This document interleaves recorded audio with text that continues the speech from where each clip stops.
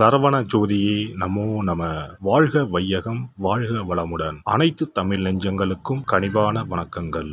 நாம் இந்த பதிவில் வாக்கிய பஞ்சாங்கத்தின்படி பயிற்சியாகும் சனி பகவானால் உங்கள் வாழ்வில் உண்டாகும் நற்பலன்கள் என்ன என்பதனை பற்றியும், கெடுபலன்கள் ஏற்படுமாயின் ராசிக்காரர்கள் செய்ய வேண்டிய பரிகாரம் என்ன, வழிபட வேண்டிய தெய்வம் யார் என்பதனை பற்றியும் விரிவாக காண்போம்.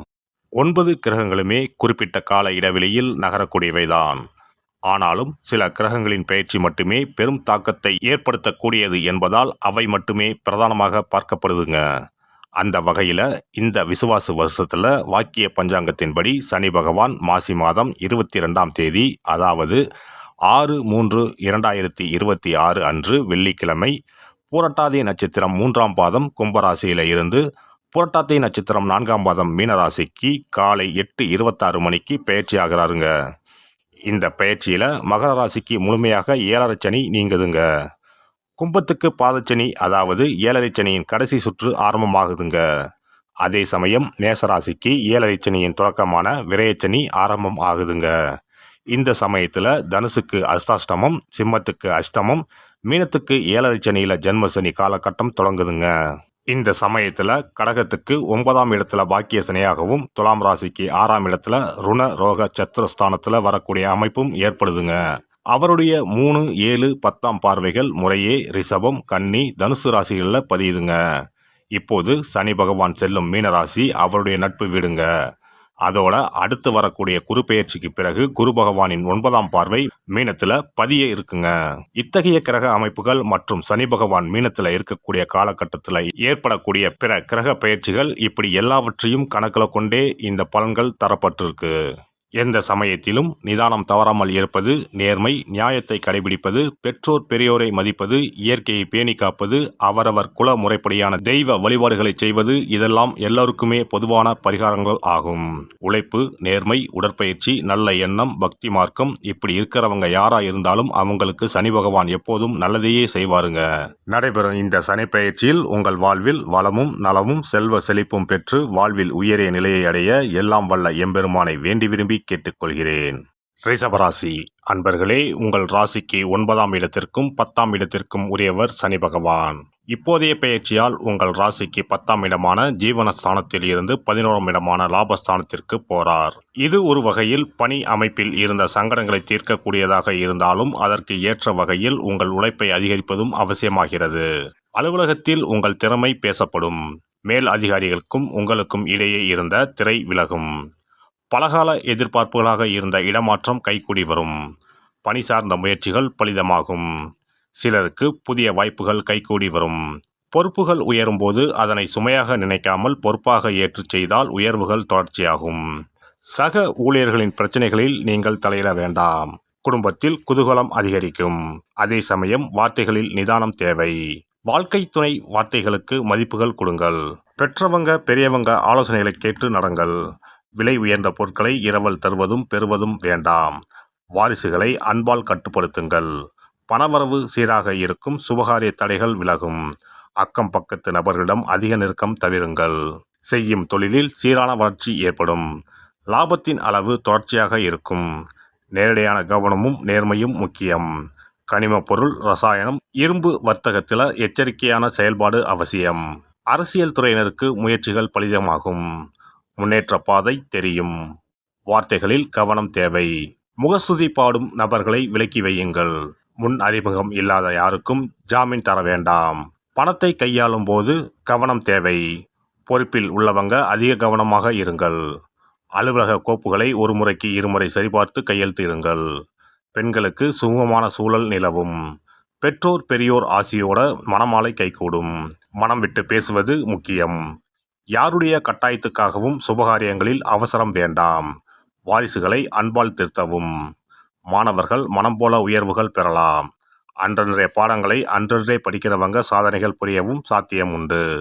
கலைப்படைப்பு துறையினருக்கு திறமைகள் வெளிப்பட தொடங்கும். இந்த சமயத்தில் தலைகணம் உயராமல் பார்த்து கேட்டால் தலைநிமிர்ந்து நடக்கலாம்.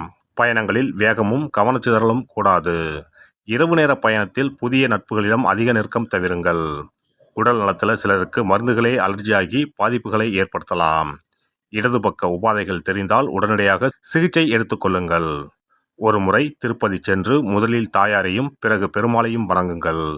வெள்ளிக்கிழமைகளில் பக்கத்து கோவிலில் உள்ள சிவன் பார்வதி இல்லைனா மகாலட்சுமி தாயாரை கும்பிடுங்கள். உங்கள் வாழ்க்கை உன்னதமாகும்.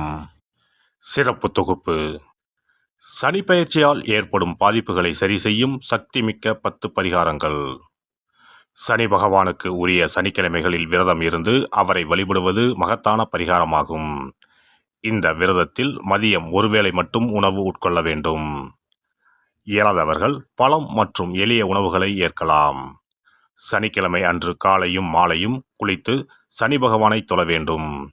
மாலை நேரத்தில் சூரிய அஸ்தமனம் அடைந்த பிறகு சிவாலயம் சென்று வழிபட வேண்டும்.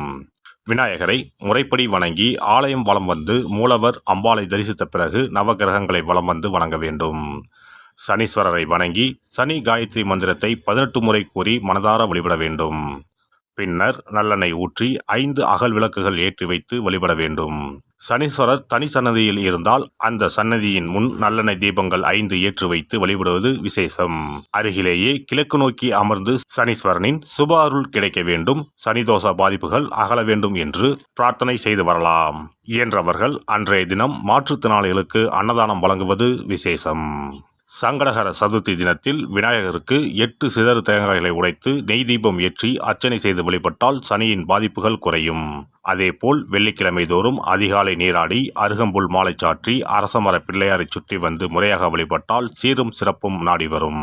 தோஷங்களை எல்லாம் போக்கும் சக்தி பிரதோஷ வழிபாட்டுக்கு நன்மை உண்டு. அதிலும் சனிக்கிழமைகளுடன் இணைந்து வரும் சனி மகா பிரதோஷ நாளில் நந்தியையும் ஈஸ்வரரையும் வணங்கி வருவது சிறப்பான பரிகாரமாகும். அப்போது சுவாமி நந்தி அபிஷேகத்துக்கு பால் வாங்கி கொடுக்கலாம். அது மட்டுமின்றி திருக்கோவில் விளக்கேற்ற எண்ணெய் வாங்கி கொடுப்பதும் சிவாலயங்களில் வில்வத்தலத்தால் அர்ச்சனை செய்து வழிபடுவதும் மிக உன்னதமான பரிகாரங்கள் ஆகும். பொதுவாகவே சனி பகவானின் தானியம் எள். அந்த எள் எண்ணெயில் அவருக்கு விளக்கு ஏற்றி வழிபடுவதால் நன்மைகள் பெருகும். சனிக்கிழமை விரதம் இருந்து எள் எண்ணெய் தேய்த்து ஸ்நானம் செய்து சனி பகவானுக்கு உகந்த எள் எண்ணெய் விளக்கிட்டு எள் சாதம் படைத்து சனிக்கவசம் ஓதி வழிபடுவது சிறந்த பரிகாரமாகும். வெள்ளிக்கிழமை இரவு எள் தானியத்தை கரும்பட்டு துணி அல்லது கருமை நிற காகிதத்தில் வைத்து மடித்து தலையணைக்கு கீழ் வைத்து படுத்து உறங்கவும். மறுநாள் காலையில் எள் எண்ணெய் தேய்த்து குளித்து முதல் நாள் மடித்து வைத்த எள்ளை வடித்த சாதத்தோடு கலந்து நைவேத்தியம் செய்து காக்கைக்கு வழங்க நன்மைகள் ஏற்படும். சனி தோஷங்களை போக்கி நன்மைகளை உண்டாக்கும் கண்கண்ட தெய்வம் ஆஞ்சநேயர்.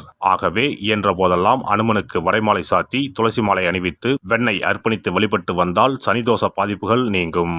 வீட்டில் நலப்புராணம் படிப்பதாலும் நேரம் கிடைக்கும் போதெல்லாம் ராமநாமத்தை உச்சரிப்பதாலும் பாதிப்புகள் நீங்கி பயனடையலாம்.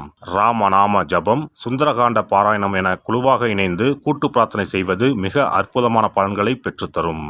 சனிக்கிழமைகளில் சனி பகவானின் அதிபதியான மகாவிஷ்ணுவை வணங்கி விஷ்ணு சகசரநாமம் அல்லது அனுமன் சாலிசா பாராயணம் செய்தால் எண்ணற்ற நன்மைகளை பெறலாம். நல்லெண்ணெய், உளுந்து, இரும்பு சட்டி ஆகியவற்றை ஏழை எளியோருக்கு தானம் செய்யலாம். அதேபோல் சனி ஆதிக்கம் செலுத்தும் பூசம், அனுசம், உத்திரட்டாதி ஆகிய நட்சத்திர நாட்களில் அன்னதானம் செய்வது சிறப்பு.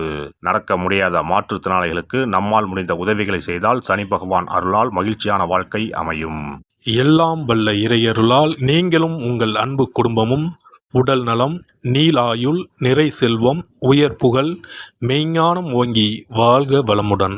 இந்த வீடியோ பதிவு உங்களுக்கு பிடித்திருந்தால் லைக் பண்ணுங்க, கமெண்ட் பண்ணுங்க, ஷேர் பண்ணுங்க, மறக்காம சப்ஸ்கிரைப் பண்ணுங்க, பக்கத்துல இருக்கிற பெல் பட்டனை கிளிக் பண்ணுங்க. நன்றி, வணக்கம். ஓம் நமச்சிவாய. சிவாய நம.